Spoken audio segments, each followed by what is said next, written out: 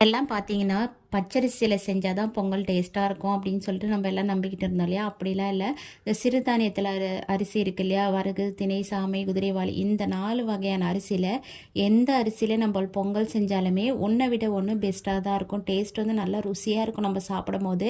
அந்த மாரி செஞ்சு செஞ்சு பழகிட்டு, இப்ப நார்மல் அரிசியில ஒரு நாள் பொங்கல் செய்யலாம்னு சொல்லிட்டு செஞ்சிருந்தேன்னா, என் 2 பொண்ணுங்களுக்குமே அதோட டேஸ்ட் பிடிக்கல. என்னம்மா சப்புன்னு இருக்கு அப்படின்னு சொல்லிட்டாங்க. ஆனா அந்த அதில வந்து நம்ம பொங்கல் செஞ்சு சாப்பிடும்போது நல்லா ருசியாக இருக்கும். அதை வந்து இப்போ நாங்கள் வீட்டில் பச்சரிசியே சுத்தமாக வாங்குறதே இல்லை.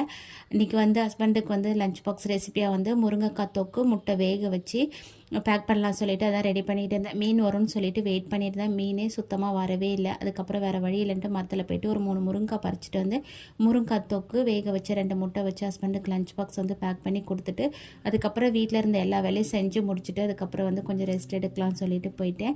இந்த வீடியோ உங்களுக்கு பிடிச்சிருந்தா நம்ம சேனலை சப்ஸ்கிரைப் பண்ணி சப்போர்ட் பண்ணுங்கள். பாய்.